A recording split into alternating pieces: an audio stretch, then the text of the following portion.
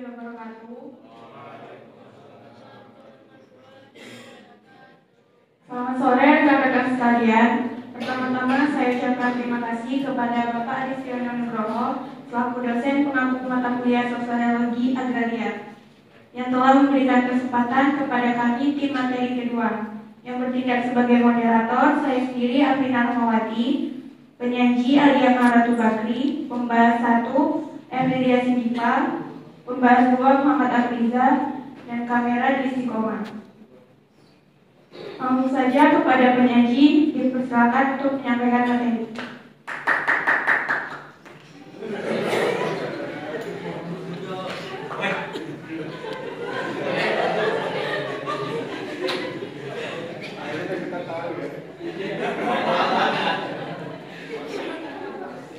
Assalamualaikum warahmatullahi wabarakatuh.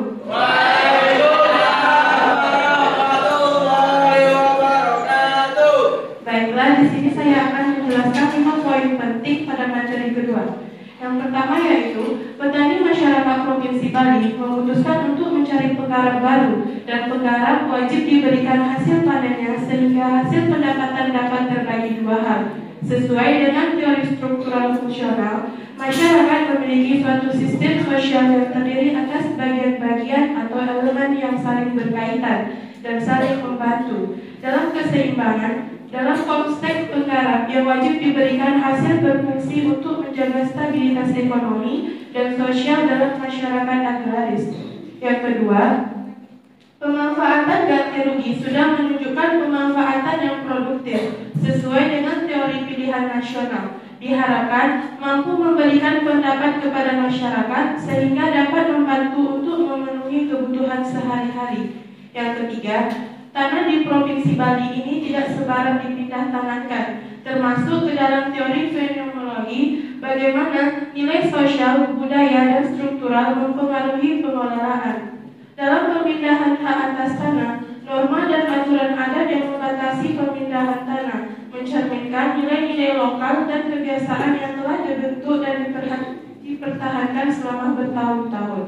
Yang keempat, pemanfaatan ganti kerugian untuk menunjang pendidikan masyarakat sendiri. Hal ini sesuai dengan teori aksi. Masyarakat menggunakan uang ganti rugi untuk proses pendidikan hingga sampai ke perguruan tinggi.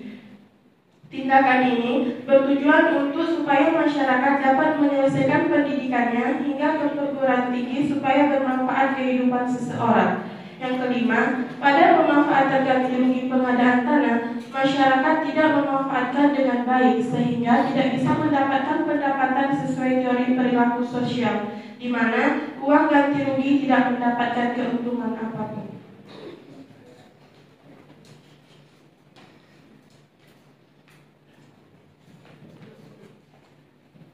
Selanjutnya saya persilakan kepada pembahas 1 untuk menyampaikan argumen, kritik, ataupun saran.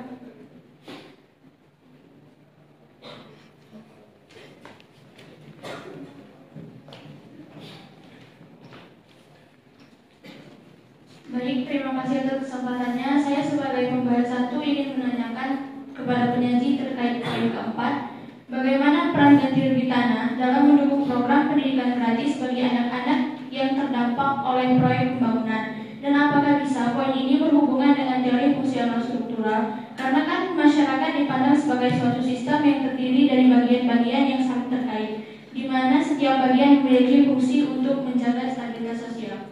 Sekian, saya berikan kepada moderator.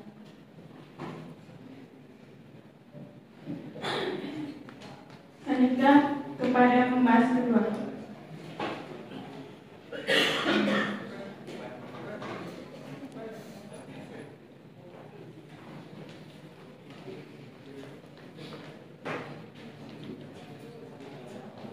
Baik, terima kasih atas kesempatan yang diberikan kepada saya. Saya menanyakan di poin ketiga yang sudah dibacakan dari penyaji tadi, mengapa tanah di Provinsi Bali tidak sembarang dipindah tangankan? Kedua, apabila dipindah tangankan, apa yang terjadi? Dan pernyataan ini bukankah bisa termasuk di teori konflik sosiologi? Baik, saya kembalikan lagi ke moderator.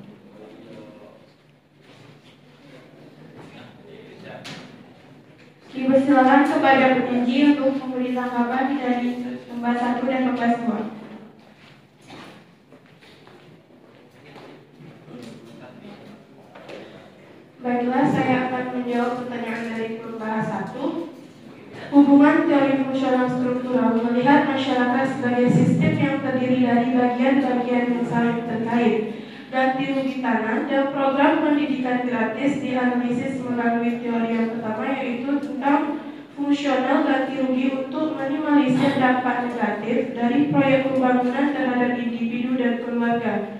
Yang kedua, fungsi pendidikan gratis sebagai mempromosikan integrasi sosial dan kesempatan yang sama bagi semua masyarakat yang terdampak oleh pembangunan.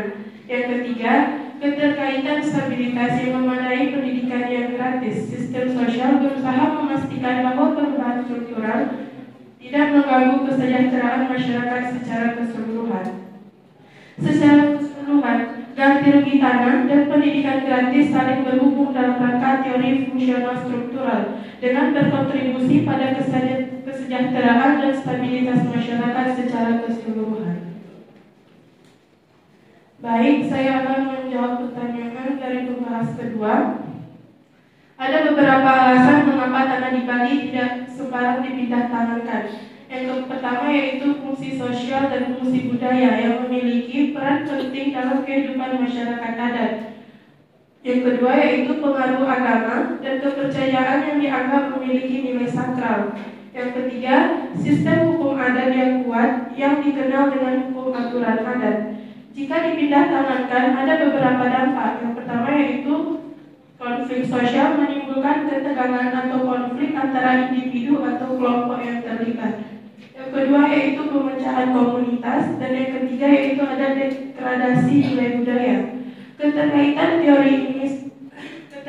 teori sosiologi ini berfokus pada ketegangan dan pertentangan yang muncul akibat distribusi kekuasaan dan sumber daya yang tidak merata dalam masyarakat. Terima kasih.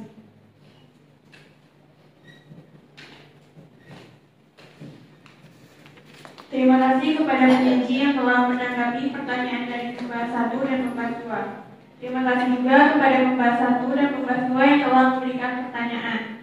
Serta terima kasih kepada rekan-rekan sekalian yang telah mendengarkan. Wassalamualaikum warahmatullahi wabarakatuh.